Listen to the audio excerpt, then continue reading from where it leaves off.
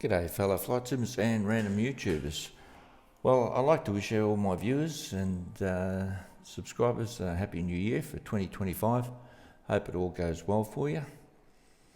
Now, the reason I'm doing this video, the general aviation quiz for beginners, is because as you can imagine in VATSIM and the general flight simming communities, there's quite a disparity in the knowledge of aviators around. You get the people that have bothered to do a bit of background reading, and then there are some who just get into it. I don't know whether they're chosen aircraft and just decide to just jump in guns blazing without really having much knowledge of what's going on around them. So today I'd like to give you just a general rundown. It's not a very difficult quiz, and once again it's for beginners, so there's not much. It's just a general overall quiz, and just to see how you fare in the aviation world, because as you can imagine, in the real world, pilots read copious amounts of books and literature.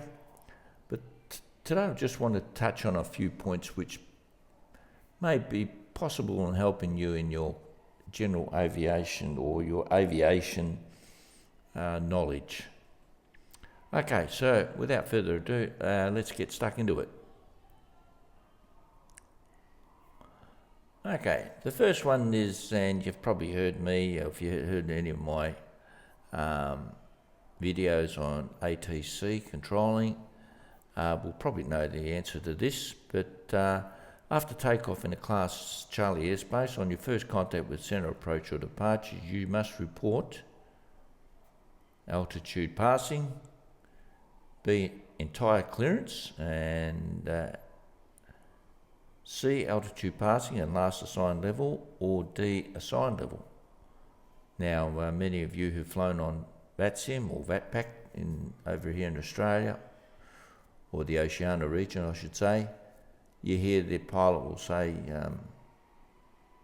or you hear an airways clearance when you get your airways clearance. For example, velocity 127, you cleared Adelaide via Nevis plan route via the SID, climb to 5,000, runway 16, Nevis 7 departure, score 1734. And so, when you as a pilot take off, what must you do what they call, it's an airborne report, as distinct from a departure report, so remember that, it's an airborne report. So in that airborne report, what information must you be assigning? So I'll give you a little time. Those who've seen my video should know this answer straight away. I don't know if I can actually introduce any thinking music, we'll see. Okay, so this is, so what's the answer?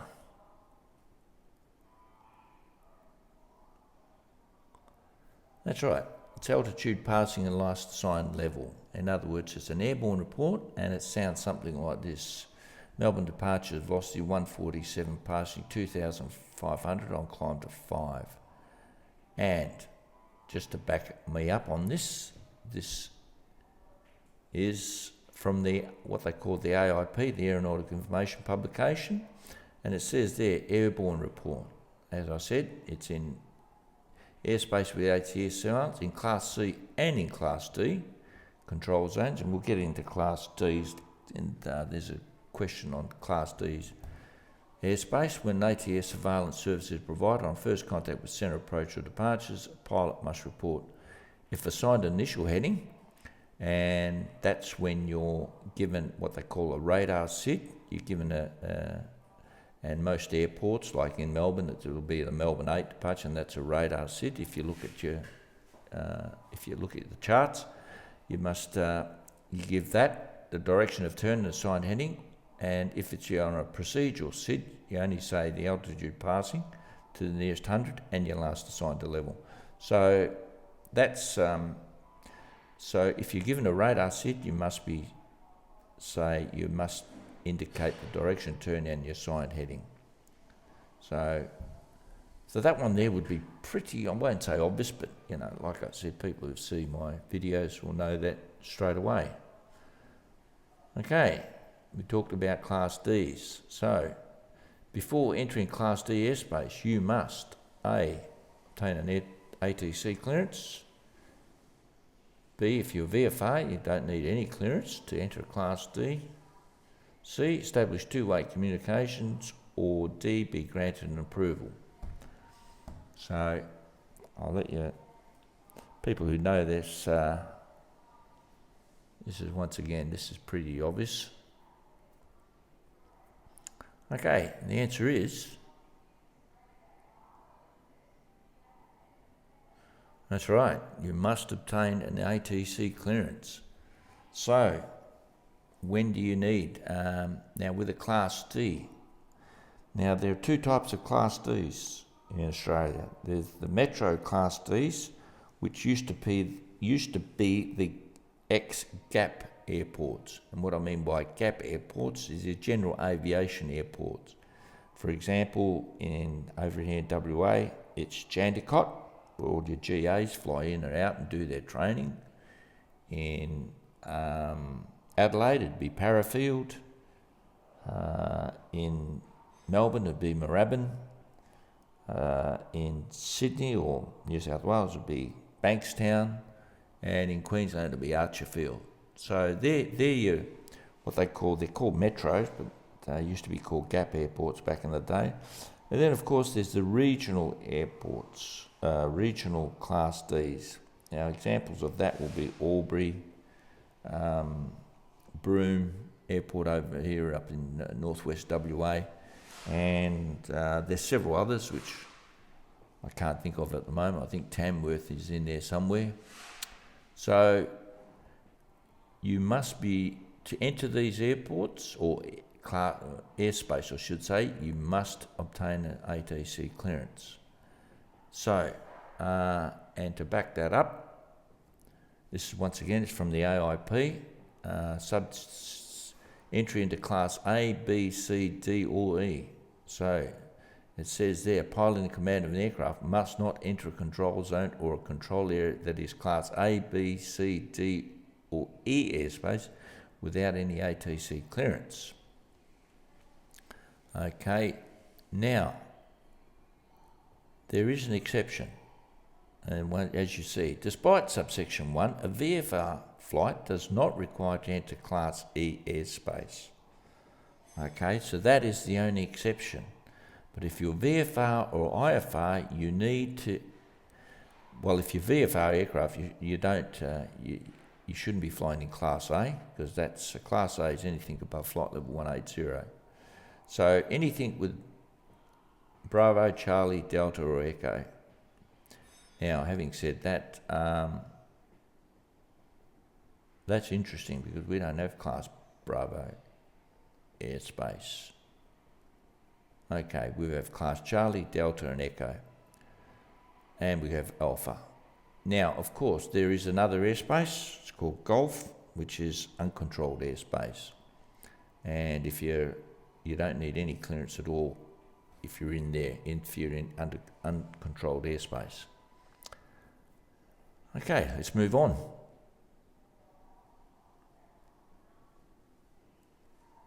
When operating at a controlled aerodrome, you must obtain ATC clearance when you're taxiing, entering or crossing a runway, taking off, landing, or all the above. Now, this is pretty obvious, but you'll be surprised. And one of the gotchas is how many times when I'm on wherever controlling, I see guys just cross a runway. Don't worry about ATC clearance. Now, of course, one of the excuses would be, of course, that they didn't realise ATC was online. But this is pretty obvious, but you'll be surprised how many people in the VATSIM or VATSIM community forget to get the clearance. Now, as I said, probably one of the main reasons is, I didn't know you were online. So that I can sort of forgive that. But that's pretty obvious, and I don't think many people would get that one wrong.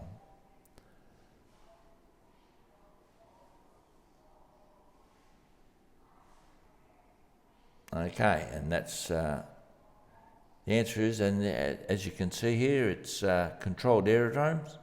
So you can see that subject to subsection 3, the pilot and commander of an aircraft operating at a controlled aerodrome must obtain ATC clearance to do any of the following.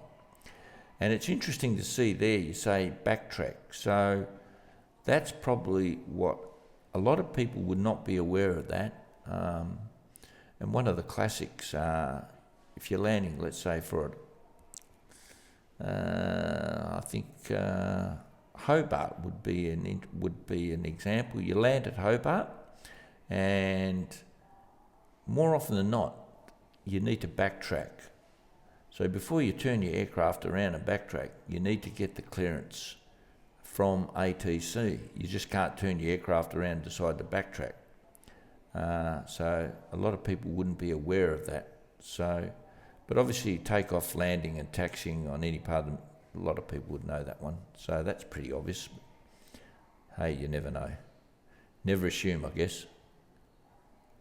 Okay, number 4. Your VFR aircraft departing a control zone and you haven't submitted any flight notification. On first contact with ATC, you give your call sign and you say flight details for departure. And then, what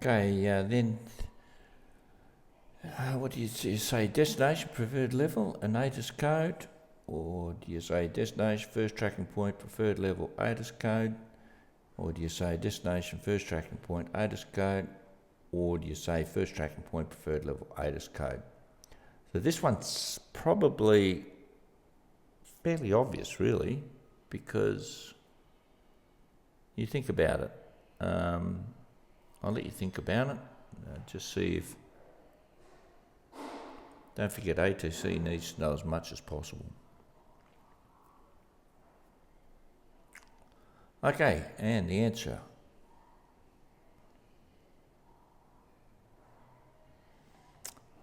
That's right. Destination, first tracking point, preferred level, ATIS code. In other words, I would say November Foxtrot, India, for Bunbury via Thompson's Lake, 3,500, receive Charlie. Okay, so you acknowledge that you've got your ATIS. And to back it up, this is from the AIP, the en route SUP, VFR flights wishing to depart without submitting flight notification. Provide the following info on first contact with ATC. So, like I said, they'll say aircraft call sign with flight details for departure, and they'll go November Foxtrot, India, go ahead. So you know now that they've acknowledged you and they're ready now to take your details. So that's pretty obvious. All right, we'll continue on. Okay, what does it mean when you meet the definition of in the vicinity of a non-controlled aerodrome? This one can be a bit tricky. So, in the vicinity, what does it mean? Does it mean you're within 10 nautical miles of the aerodrome reference point? Does it mean you're in controlled airspace? Does it mean you're at a height that presents danger to other aircraft? Or the old all of the above trick? Okay, give you time to think about it. Be careful. This could be a bit of a gotcha. Okay.